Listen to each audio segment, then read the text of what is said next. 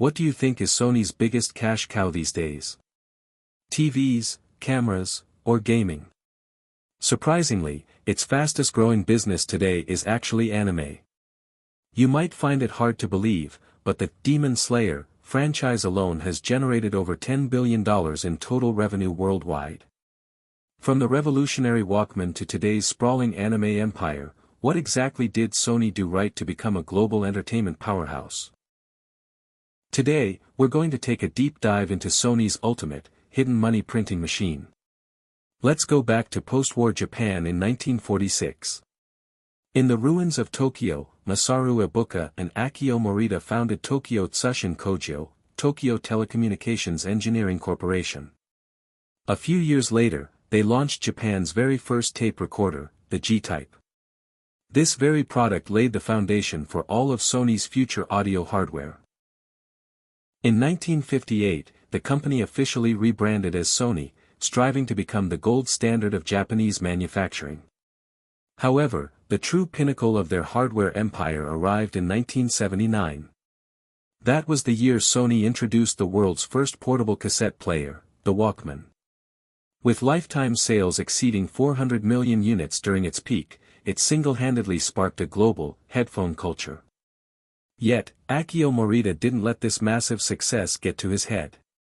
He began to wonder. We can build the best audio hardware in the world, but why is all the hit music owned by someone else? This was the exact moment Sony realized that content is king. Consequently, Sony took a bold and aggressive approach, pouring massive capital into Hollywood. First, in 1988, Sony acquired CBS Records for $2 billion, securing the rights to Michael Jackson, the biggest pop star on the planet, and instantly transforming into a global music giant. The following year, they spent a staggering $3.4 billion to acquire Columbia Pictures.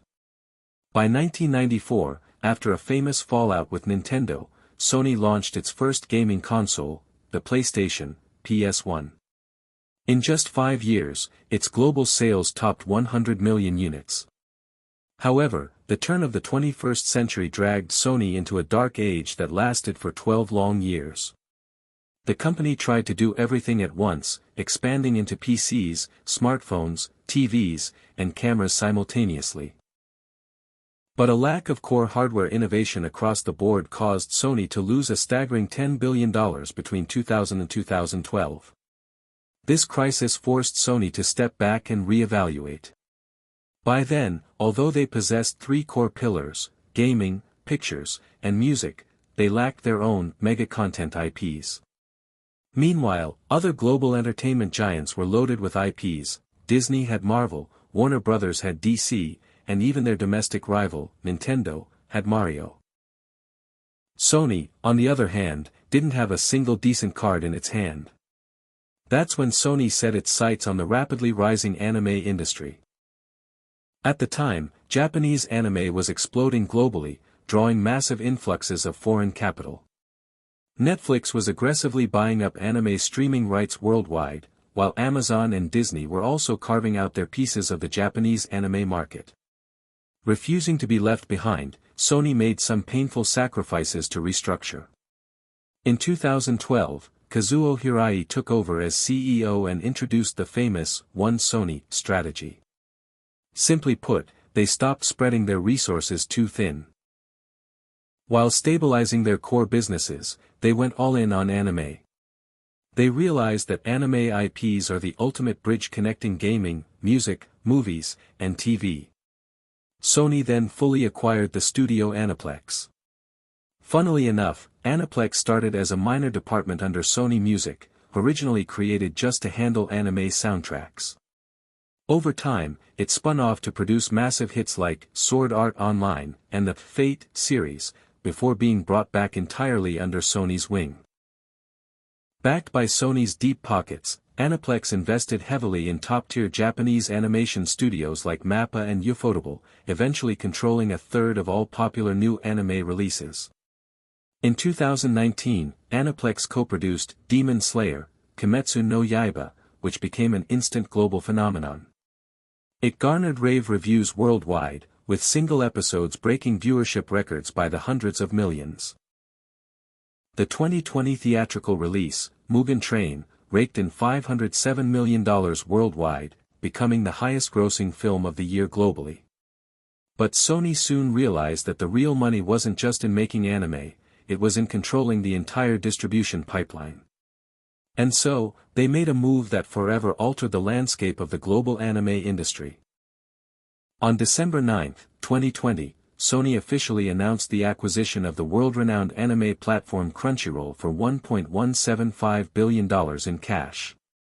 The price tag left netizens worldwide scratching their heads. How could an anime streaming site be worth over $1 billion? But Sony saw the bigger picture. They knew anime needed its own Netflix, and Crunchyroll held the keys to one of the largest and most loyal anime fan communities on Earth. Following a rigorous 5-month antitrust review, Crunchyroll was officially integrated into Sony's anime ecosystem. It certainly didn't disappoint, with paying subscribers skyrocketing from 5 million in 2021 to over 21 million today.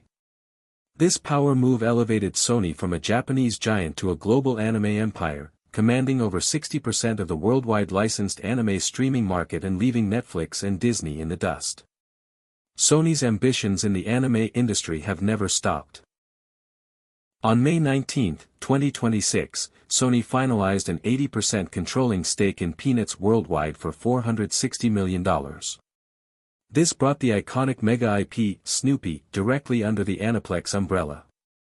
Today, Sony firmly believes its anime business is still nowhere near its peak, it is just on the cusp of an even greater explosion. Over 40 years ago, Sony conquered the world's ears with the Walkman. 40 years later, Sony is no longer just selling media players, they have become the world's top storytellers. As more and more fans fall in love with these anime characters, they become Sony's ultimate, unstoppable cash cows.